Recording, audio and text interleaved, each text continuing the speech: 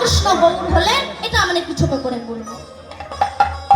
এই প্রশ্নটা একবার গোবিন্দ গোপীদেরকে প্রশ্ন করেছিল, হে ব্রজ গোপীগণ, যোগী মুনি ঋষি সাধক সাধিকা গন্ধর্ব কিন্নর দেব দেবী কোটি কোটি জনম সাধনা করে আমার চরণ পায় না, কিন্তু তোমরা ব্রজ গোপীরা একবার যদি আমাকে কৃষ্ণ বলে ডাকো, তোমাদের ডাকে আমি পাগলের মতো ছুটে আসি। বলে না, তোমরা আমাকে কি দিয়ে ডাকো? আস্তে কথা নয়, কথা বলো না মা, আমার দিকে তাকাও। এগুলো একটু মন দিয়ে শোনো, দরকার আছে। এগুলো মন দিয়ে শুনলে আর ইচ্ছা হবে না ভগবানের সঙ্গে সিটিংবাজি। সিটিংবাজি কেন বললাম বলুন তো? কোম্পানি এতটুকু টুকু থালা কাদের জন্য তৈরি করেছে? না জামান জামাইয়ের থালা এত বড়, নাজমের থালা আরো এত বড়, ঠাকুরের থালা এত বড়। জামাইয়ের থালা বড় যে রক্ত চুষে খাবে,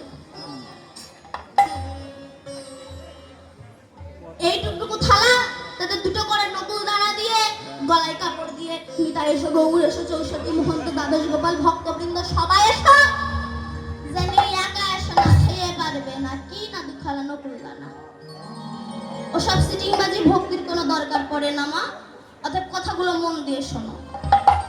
কৃষ্ণের প্রশ্ন, তারা দই রসগোল্লা দেয় আমি যাই না, কিন্তু তোমরা দই রসগোল্লা দাও না, তোমাদের ডাকে পাগলের মতো ছুটে আসে। বলো কি দিয়ে ডাকো, তার ডিজাইনটাকে একটু ক্লিয়ার করে বলো তো। তখন ব্রজগোপীগণ বলল, কৃষ্ণ এটা তোমার একটা অযৌক্তিক প্রশ্ন। কেমন? ছেলে ভাত খেতে বসে মাকে বলছে, মা তুমি আমাকে ভালোবাসো? তা মা বলছে, বাবা তোকে ভালোবাসি না, কত যে ভালোবাসি তা তুই বুঝবি না।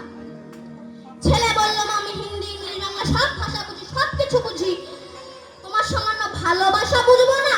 মা বলে, না বুঝবি না। বলে কোনোদিনও বুঝবো না? বলে কোনোদিনও বুঝবি না তা নয়, বুঝতে পারবি যেদিন তুই আমাদের মতো একটা সন্তানের হতে পারবি, পিতা হতে পারবি, বাবা হতে পারবি, সেদিন বুঝতে পারবি বাবা মা কতটা ভালোবাসে সন্তানকে। তাই হে ভগবান, তুমি তো ভগবান আর আমরা তো ভক্ত, তফাৎটা তো এখানে। তুমি ভগবানের আসনে বসে কি করে বুঝবে ভক্ত তোমায় কি দিয়ে ডাকে? আর ভক্ত তোমায় যে বস্তু দিয়ে ডাকে সেই বস্তুটাও তোমার ঘরে নাই। গোবিন্দ বললেন, আমি ভগবান, সৃষ্টি স্থিতি প্রলয়ের মালিক, সরৈশ্বর্যপূর্ণ ভগবান, আর তোমরা আমায় কি দিয়ে ডাকো সে বস্তু আমার ঘরে নাই। বললাম না কেন? না সেই বস্তুটা যদি তোমার ঘরে থাকতো তবে তুমি এমন আমাদের ডাকে পাগলের মতো ছুটে আসতে।